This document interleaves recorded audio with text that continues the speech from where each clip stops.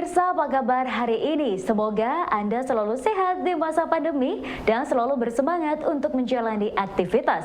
Bagi pemirsa yang harus tetap bekerja di luar rumah, jangan lupa untuk menggunakan masker.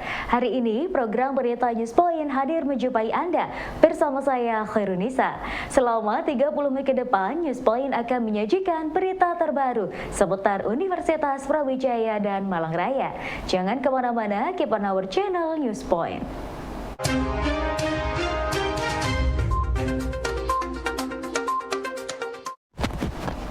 Perusahaan Umum Daerah Tunas Kota Malang memiliki action plan untuk membidik beragam potensi bisnis yang ada di Kota Malang. Direktur Perumda Tunas Dodot Triwidodo mengatakan, Perumda Tunas merupakan salah satu dari 3 BUMD yang ada di Kota Malang. Saat ini Perumda Tunas yang merupakan peleburan dari rumah pemotongan hewan memiliki tugas untuk mengembangkan berbagai potensi bisnis yang ada di Kota Malang selain usaha rumah potong hewan. Tugu Tirta, kemudian Tugu Arta. Kalau Tugu Tirta itu jelas core-nya adalah PDAM, Tugu Arta core-nya adalah BPR. Nah, sementara kami Tugu Aneka Usaha itu merupakan peleburan dari perusahaan sebelumnya yang dikenal dengan PDRPH. Jadi perusahaan daerah RPH itu rumah pemotongan hewan ya, yang sebenarnya secara perusahaan itu sudah berdiri dari sejak tahun 1939 sebelum kemerdekaan. Jadi PDRPH ini sudah berdiri. Nah, lewat peraturan daerah nomor 5 tahun 2020, PDRPH ini berubah menjadi Tugu Aneka Usaha. Nah, kenapa berubah menjadi Tugu Aneka Usaha? Itu adalah gagasan dari pertama Pak Wali Kota untuk lebih memberdayakan BUMD, dalam hal ini Perumda Tunas itu untuk lebih berkiprah dalam memonetizing potensi yang ada di Malang. Jadi tidak hanya pada rumah pemotongan hewan saja. Ya, rumah pemotongan hewan selama ini sudah berjalan ya, secara existing bisnis itu sudah berjalan. Cuman kalau RPH ini bisnisnya kan terbatas hanya pada jasa pemotongan gitu ya Mas. Jadi kita itu nggak bisa menduplikasi dan mengekskalasi bisnis RPH. Indonesia dengan Bhinneka Tunggal Ika dibangun dengan kultur masyarakat yang saling menghormati di antara perbedaan.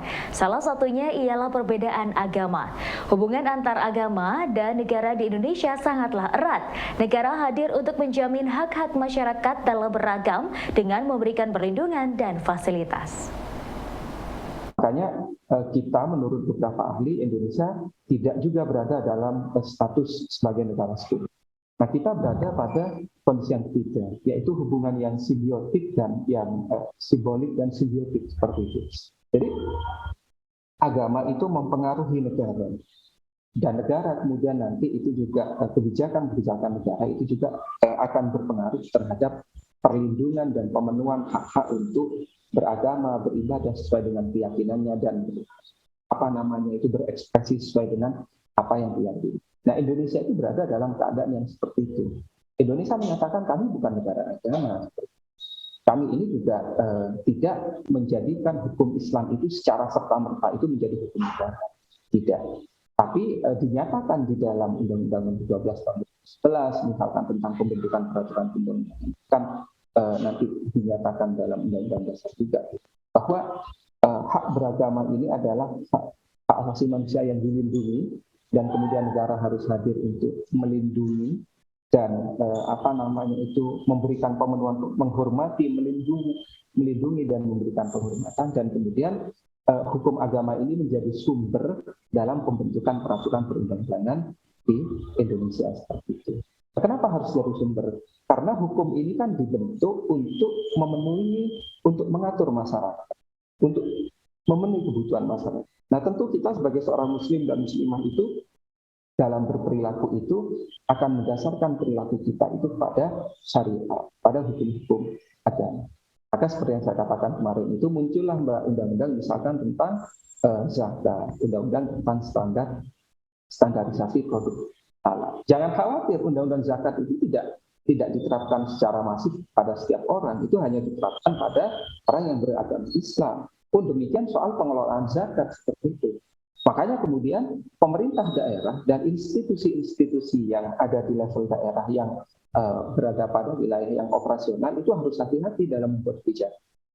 Taruhlah misalkan gitu ya, misalkan Universitas Brawijaya itu mau bikin peraturan rektor tentang pengelolaan zakat.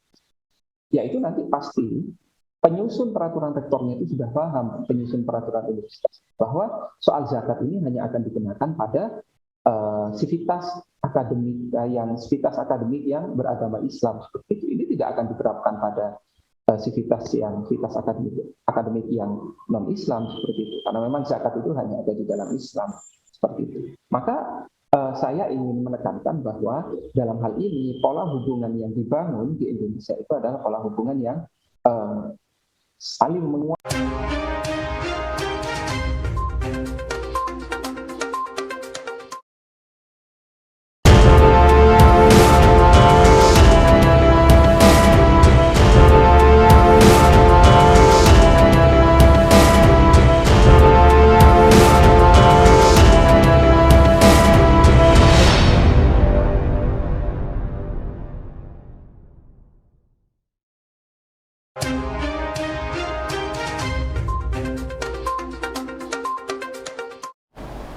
Memiliki keilmuan yang multidisiplin menjadikan sekolah Pascasarjana UB tidak bisa dikelola dengan biasa-biasa saja, namun harus berjejaring dengan berbagai sektor yang ada. Direktur Sekolah Pascasarjana UB, Profesor Muhammad Husaini mengatakan pihaknya bekerja sama dengan berbagai instansi untuk menguatkan keilmuan di Sekolah Pascasarjana yang multidisiplin keilmuan.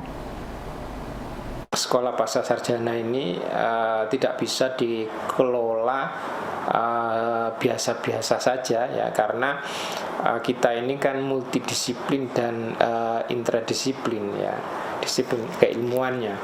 Nah, sehingga hampir tidak ada mahasiswa S2 dan S3 di Sekolah Pascasarjana ini yang berasal dari fresh graduate ya, misalkan dari fakultas-fakultas yang monodisiplin ya. Nah, itu jarang sekali. Oleh karena itu segmen kita memang harus mengembangkan jejaring kerjasama dengan instansi luar ya. Jadi ya salah satunya adalah dengan Universitas Pertahanan dan juga Kementerian Pertahanan, dan tidak terlalu lama lagi kita juga akan merintis kerjasama dengan Bakamla ya, dan juga dengan beberapa provinsi dan pemerintah daerah ya di Indonesia, yang kita harapkan bisa juga menambah jumlah mahasiswa di Sekolah Pascasarjana ini. Indonesia memiliki program Dharma Siswa, yaitu memberikan beasiswa kepada warga asing yang ingin belajar bahasa Indonesia.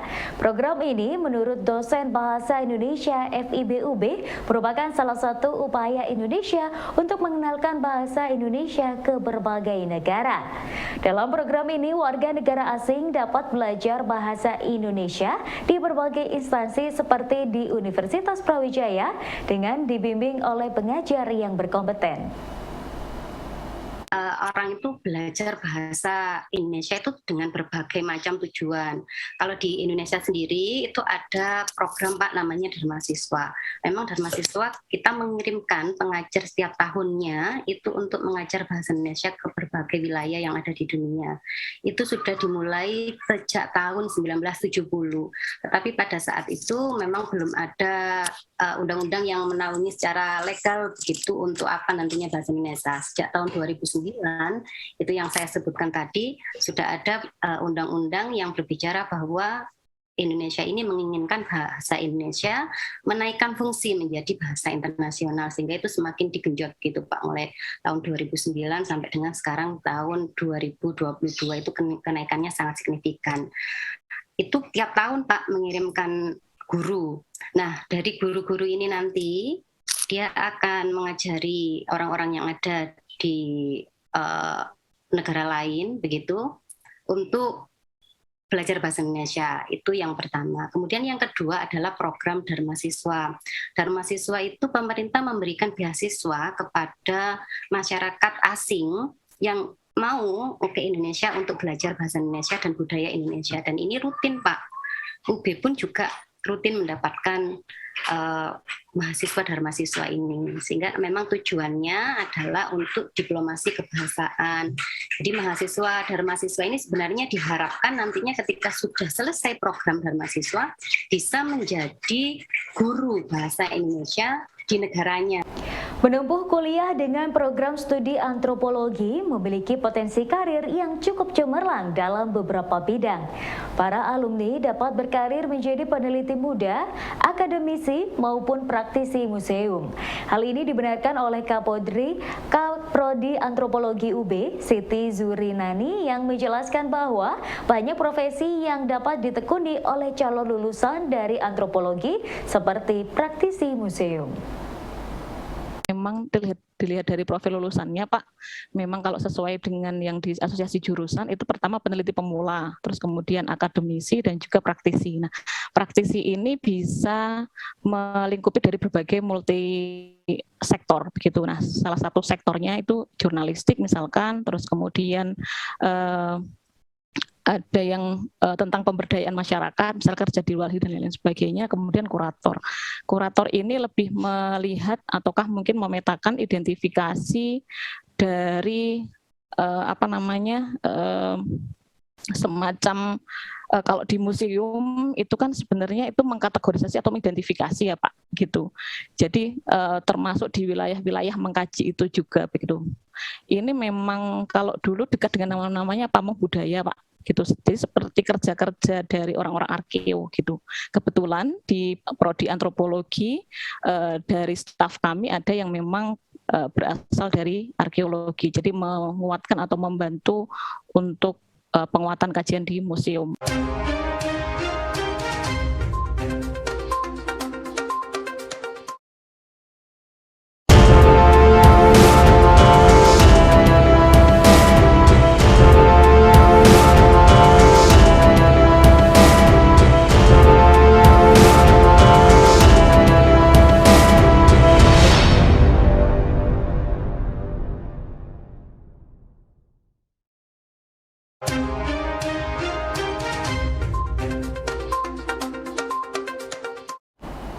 Menerima kebodohan merupakan satu dari 5 perkara yang akan menghambat menjadi pribadi yang soleh. Hal tersebut disampaikan oleh Ustadz Zainul Arifin pada acara Kafah Ramadan di Masjid Raden Patah UB. Menurutnya, Ramadan merupakan bulan gemblengan untuk menjadi pribadi yang soleh dan soleha. Namun, menurutnya ada beberapa hal yang dapat menghambat menjadi soleh-soleha tersebut. Seandainya tidak ada 5 hal ini yang menjadi hambatan ini, semuanya soleh-solehah. Apa ini? Pertama, yaitu al-qanaah bil jahli. Al-qanaah bil jahli itu menerima kebodohan. Jadi wis gak butuh ngaji, ya wis gak butuh mencari ilmu, gak butuh dekat dengan ulama, niku berarti orangnya gak pengen jadi orang yang soleh. Sahabat Imam Malik radhiyallahu anhu kalau pas waktu Ramadan itu 3 perilaku yang dilakukan. 1, suka membaca hadis. 2, mujalasah ulama, duduk dengan ulama, mencari ilmu. 3, tilawatil Quran, suka membaca Al-Quran. Ini sahabat Imam Malik. Nah, ini kan cocok dengan kalian semuanya. Sekarang duduk semuanya di samping weji gorengan wa ala ali wa sahbihi ajmain. Ini tinggal bagaimana ketika kemudian makan itu makan banyak sarapan rohaninya atau sarapan jasmaninya. Ketika saya menteng ceramah itu, ono panggang mangan, ya sampeyan kita ini sampeyan tak panggang warak. Nah, itu termasuk nek wis warak ngantuk berarti itu menjadi Abdul Butun. Abdul itu hambanya perut, bukan Abdullah, hambanya Allah. Maka yang paling berat sebenarnya dan paling besar pahalanya ngaji malam hari ini adalah orang yang di dekat saya, termasuk yang di depan teman. Kenapa? Mau minum sungkan. Maka Ciakes itu tuh. Keberadaan modal sosial memberikan dampak kebahagiaan bagi masyarakat di perkotaan dan desa. Namun berdasarkan hasil penelitian, Tri Wahyu Nugroho, dosen Fakultas Pertanian UB, modal sosial belum memberikan kepuasan bagi masyarakat desa. Memang memberikan dampak terhadap kebahagiaan, ya, terhadap kepuasan hidup. Cuman ada satu hal bahwa modal sosial tadi seperti yang saya sampaikan tadi, itu ternyata tidak signifikan terhadap kepuasan hidup masyarakat di desa. Ini menjadi sesuatu diskursus yang cukup menarik gitu ya. Kenapa hal tersebut terjadi? Ya bisa jadi karena masyarakat desa kalau ditanya apakah Anda bahagia? Ya bahagia. Apakah Anda puas? Belum. Kenapa? Ada disparitas pembangunan yang cukup lebar antara desa dan kota. Pembangunan infrastruktur di kota yang jauh lebih cepat, jauh lebih ekspan, jauh lebih tinggi daripada di desa. Itu mungkin ya mereka belum puas, harusnya sama dong.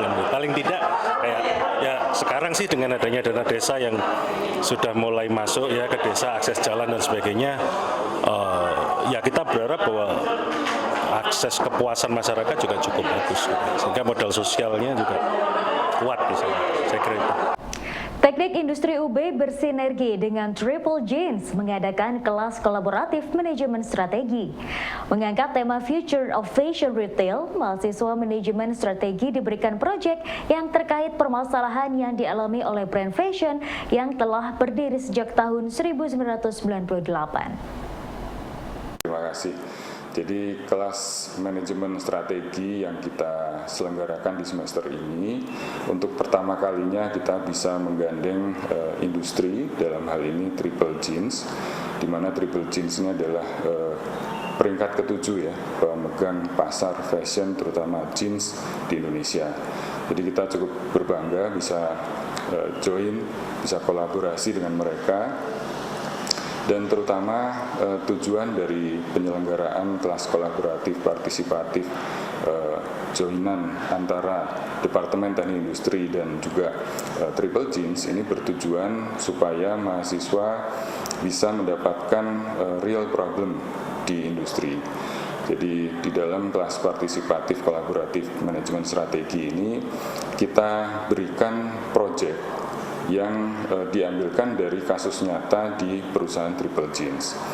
Dari kompetisi nanti yang diselenggarakan di kelas manajemen strategi ini akan ada proses pembimbingan, kemudian proses penjurian, di mana penjuriannya juga dilakukan oleh tim dosen pengampu dan juga dari Triple Genes. Dari Triple Genes juga akan menggandeng konsultan dari Deloitte, sehingga harapannya kelas ini tidak hanya memberikan kesempatan kepada mahasiswa untuk mendapatkan kesempatan menyelesaikan kasus secara nyata, akan tetapi juga akan mendapatkan kesempatan dibimbing ya, oleh dosen dan juga yang paling penting dibimbing oleh industri secara langsung.